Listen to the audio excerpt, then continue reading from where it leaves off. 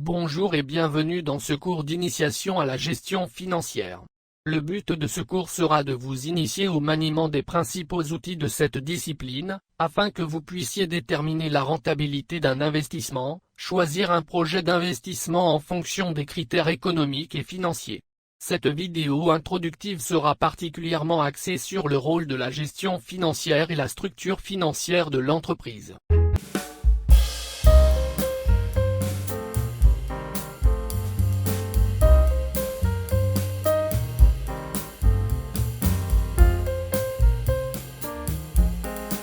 Le succès et le développement d'une entreprise dépendent énormément de la qualité de sa gestion financière. En effet, une entreprise mal gérée a plus de risques de se retrouver à tout moment en situation d'insolvabilité, c'est-à-dire dans une situation où elle serait incapable de s'acquitter de ses dettes à long terme ou à court terme, à cause d'un manque de liquidité. Ce qui se traduirait naturellement par l'arrêt de son activité, et donc par la liquidation de l'entreprise. C'est la raison pour laquelle il est important pour une entreprise de maintenir une gestion saine de ses finances, et ce, même dans le cas où elle semble avoir une bonne activité économique. La gestion financière intervient donc comme un enjeu de taille pour chaque activité de l'entreprise. Car c'est à partir des données financières que les dirigeants pourront évaluer les risques et prendre des décisions conséquentes pour l'entreprise. Que ce soit au niveau de la gestion des ressources, c'est-à-dire tout ce qui est organisation et planification stratégique, ou au niveau des activités financières, à savoir tout ce qui est des flux de trésorerie, gestion des actifs financiers, etc. Les décisions financières prises à court terme auront pour but de favoriser la liquidité de l'entreprise. Car l'entreprise doit être capable d'honorer ses échéances à tout moment. À long terme, les décisions prises doivent assurer la rentabilité de l'entreprise.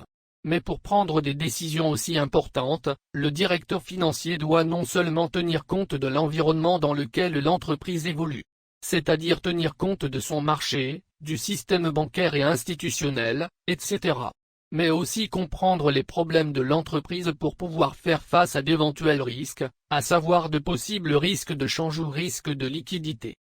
Avant d'aller plus loin dans ce cours, essayons déjà de comprendre la structure financière et le fonctionnement d'une entreprise.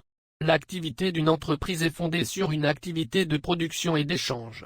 C'est l'échange avec tous les autres agents économiques qui permet à l'entreprise de créer la valeur. Donc de déterminer si elle dégage un gain ou si elle a subi une perte. On va ressortir 3 cycles au niveau de l'entreprise. Premièrement, le cycle d'exploitation qui correspond à l'activité courante de l'entreprise, c'est-à-dire à l'activité productive de l'entreprise. Elle va de l'approvisionnement à la vente des produits, en passant par la transformation pour les entreprises industrielles. D'autre part, le cycle d'investissement qui correspond à l'acquisition des immobilisations nécessaires à l'activité de l'entreprise. Et enfin le cycle de financement qui correspond à l'ensemble des opérations financières qui seront liées d'une part au financement des investissements, et d'autre part aux différentes phases du cycle d'exploitation. Au sein de l'entreprise, on va pouvoir distinguer 2 sortes de flux. D'une part les flux d'entrée qui correspondent à la quantité de biens et services achetés par l'entreprise à une période donnée. Et d'autre part les flux de sortie qui représentent les biens et services vendus par l'entreprise au cours d'une période. Parmi ces flux, on va surtout s'intéresser aux flux réels et aux flux financiers, qui circulent à contresens. C'est-à-dire qu'aux flux réels d'entrée correspondent des flux financiers de sortie. Et inversement les flux financiers de sortie impliquent des flux réels d'entrée. À présent, essayons de comprendre le mécanisme financier de l'entreprise.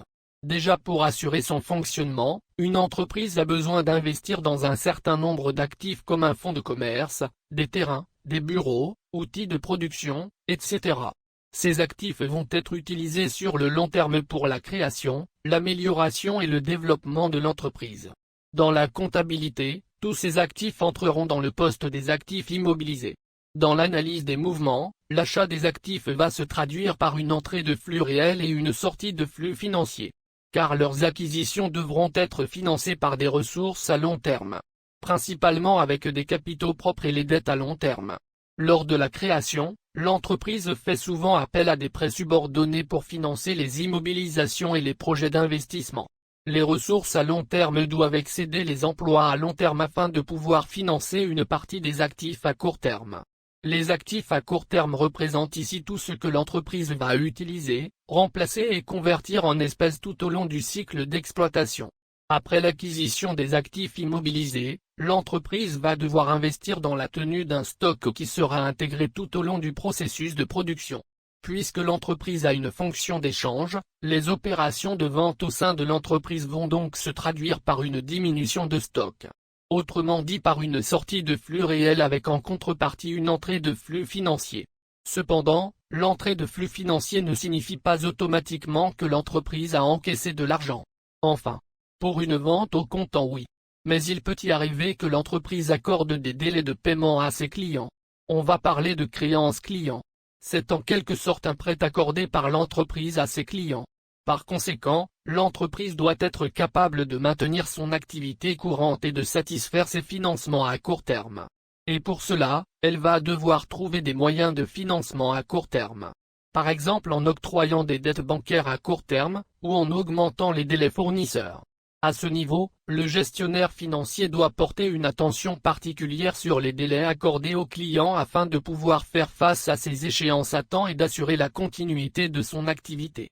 Pour financer son actif, l'entreprise doit donc disposer de ressources financières mobilisables à tout moment pour pouvoir couvrir les dépenses de fonctionnement quotidien.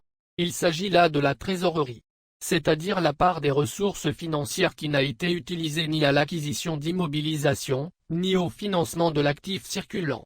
Ces ressources doivent à tout moment être immobilisables pour que l'entreprise puisse faire à ses dépenses quotidiennes. Vous l'avez certainement compris à travers ce schéma, l'application de la gestion financière repose beaucoup sur les flux financiers.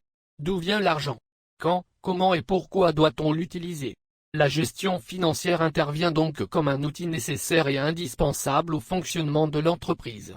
Elle va permettre de structurer et d'améliorer son fonctionnement quotidien d'une part.